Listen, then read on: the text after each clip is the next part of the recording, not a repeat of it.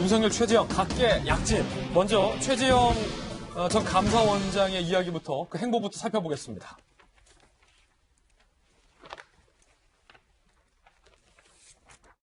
부산에 계신 여러 당원 동지 여러분들 뵙고 인사도 드리기 위해서 내려왔습니다.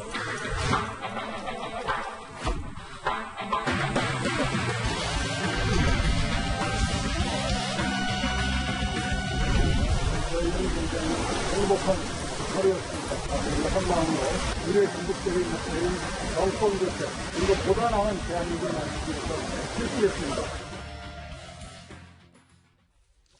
자, 부산을 갔고요. 국민의힘의 김미애 의원 그리고 국민의힘 당원들과 함께 봉사활동을 했다라고 합니다.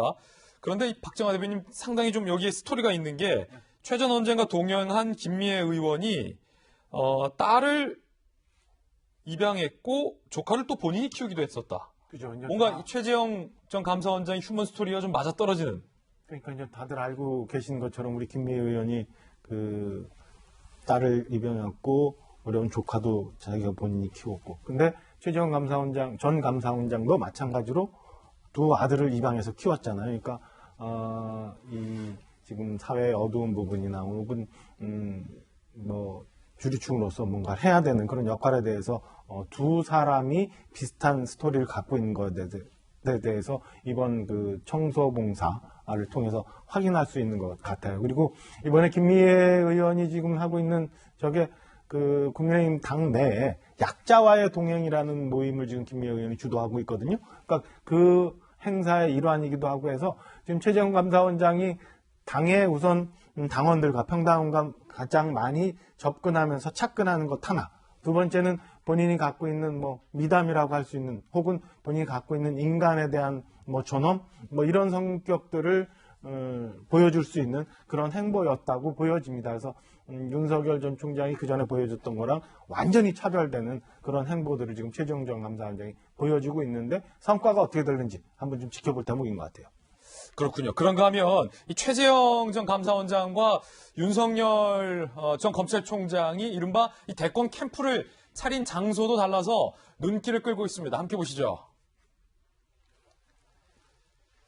자, 이거 전략가. 우리에겐 또 윤태곤이 있다. 자, DJ, MB 배출 명당에 캠프를 차렸다. 입당 3일 만인 어제 국회 앞 여의도 D빌딩에 최재형 열린 캠프 사무실을 마련했다고 합니다. 여기는 D빌딩. 자, 윤 시장님 잘 아시겠지만 이름은 실명은 말씀해 주지 마시고요. 김대중, 이명박, 박근혜 전 대통령, 조순, 고건 전 서울시장 등 캠프를 차렸던 선거 명당이다. 자, 이거 설명 좀 해주시죠. 제가요, 박정아, 잘 아시지만 여의도 앞에 있는 빌딩들은요, 웬만하면 명당이고, 예. 웬만하면 흉가예요.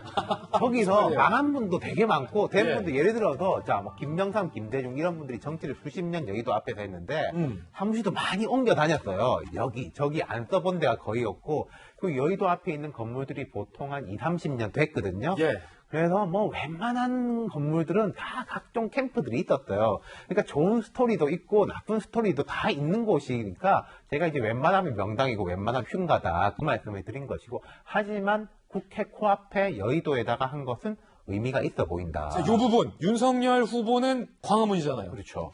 이게 뭐가 달라요? 윤석열 후보 같은 경우, 윤석열 예비후보 등록했죠. 그럼 후보라고 불러도 되겠죠.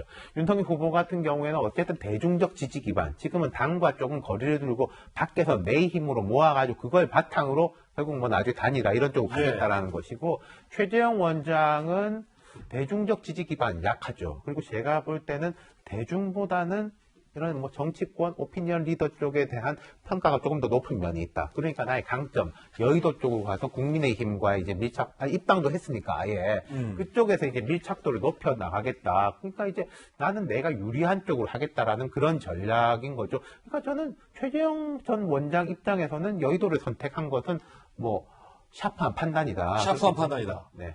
윤태곤 실장 입에서 샤프하다라는 표현은 제가 3년 만에 처음 들어본 것 같은데, 자, 이 질문 드릴게요.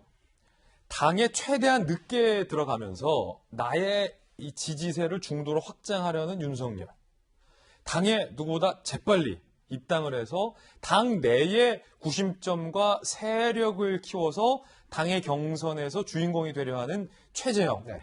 두 사람의 전략 중에 누가 어떤 전략이 더 효과적이라고 보세요? 글쎄요. 저는 항상 이런 질문 받으면요. 야구에서 번트를 대는 것하고 강공을 하는 것하고 결과론으로 평가할 수 있는 거지 그 자체가 옳다 그르다로 말하기 어렵다라고 이거는 항상 번트냐 안타냐 뭐 피해 얘기입니다. 나갑니다. 그러니까 이거 옳다 그르다 라는 차원으로 볼 수는 없는 것이고 어떻게 구현을 잘하느냐의 문제죠. 아까 제가 최재형 전 원장이 샤프한 판단이라고 했지만은 하지만 리스크도 분명히 있죠. 자, 최재형 전 원장이 이제 국민의힘 울타리 안으로 들어갔지 않습니까? 예. 당장에 그렇다면은 가나다 순으로 제가 하겠습니다. 유승민, 원희룡, 홍준표, 또 이제 뭐 김태호 등등 이제 뭐 나오고 윤희숙 등등도 이제 나오고 하태경 등등 나오고 있지만은 여기서 최재형 원장이 볼 때 제가 볼 때 만만한 사람이 한 명도 없어요. 네. 그 사람들하고 먼저 이제 몸싸움을 해가지고 좀 이겨내야지 윤석열을 바라볼 수 있게 되는 겁니다. 그렇죠. 제가 볼 땐 최재형 전 원장 쪽에서는 윤석열 그 총장만 자꾸 바라보고 있는데 그게 홍준표, 원희룡, 유승민 이런 사람들이 볼 때는 무슨 소리냐. 일단은 홍준표부터 넘고 가라. 아, 그렇죠. 예. 여기부터를 먼저 넘어야지 그쪽 갈 수 있는 거죠. 그렇죠. 그러니까 예를 들어서 광화문에 빠져 있으면은 아웃복싱을 할 수가 있는데 예. 여의도로 들어갔으니까 그 본인이 각오한 걸로 봅니다만은 인파이팅을 해야 되는 것이고 앞서 말씀드린 그런 분들과의 이제 경쟁이 이제 첫 번째다. 지금 이제 주목도가 있는데 당 안에서 그 말하자면 한정된 울타리 안에서 싸워야 되는 거지 않습니까? 그런 준비가 잘 돼 있는지 좀 지켜볼 맞죠. 그렇군요. 사실은 이 안타는 전공법이고 번트는 이 전략적인 선택인데 쳐야지 안타가 돼야 안타인 거죠. 그런데. 그렇죠. 그렇죠. 자, 어떤 게 또 전공법일지는 또 각자의 판단에 맡게 될 것 같고. 박찬호 배임. 두 가지를 근데 그 지금 유태원 실장님 말씀 주신데 보태서 그 우리 시청자분들이 고민해 봐야 되는데 첫째 하나는 그 지금 각 제 후보들이 갖고 있는 지지율과 국민의힘이 갖고 있는 당 지지율을 좀 비교해 볼 필요가 있어요. 그러니까 과거 4.7 재보궐선거 이전에는 사실은 후보가 갖고 있는 지지율이 당 지지도보다 높았거든요. 지금은 현재 국민의힘 당 지지도가 높은 상황이에요. 그러면은 밖에서 있어야 되느냐, 안에 들어와야 되느냐에 대한 판단의 근거가 그거 하나 있을 거고요. 두 번째는 이게 여의도의 선거와 정치라는 거 보니까 산수가 아니더라고요. 1 더하기 1이 꼭 2가 아니에요. 예. 그러니까, 이 야권 지지자들로부터, 뭐 할 수 있다, 저 사람이면 되겠다라는 어떤 폭발성을 가져올 수 있는 그런 변수가 또 하나 있거든요. 그러니까 단순히 그 당내에서 많은 제 후보들과 경쟁해서 이길 수 있느냐 없느냐 이것만 갖고는 또 쉽게 판단할 수 없는 부분이다. 그래서 한 두 가지 변수를 한번 봐야 지금 윤석열 전 총장과 최재형 감사원장이 하고 있는 전략이 누가 성공할 건가 예. 를 볼 수 있는 대목이라고 보태 말씀드리고 있습니다. 야, 흥미롭습니다. 박정환 대변인이 말한 그 두 가지 변수까지 사실은 복잡하게 얽히면 이게 한 2차 함수가 아니라 4차 함수쯤 되거든요. 그 결과는 한 찹도 예측할 수 없다는 이야기 들으면서 조금 전 최재형 전 감사원장이 오세훈 서울시장 후보를 만났다고 합니다. 자, 지금 그림이군요. 최재형 전 감사원장이 오세훈 시장과 두 주먹으로 주먹 인사를 하고 있는 그런 상황입니다.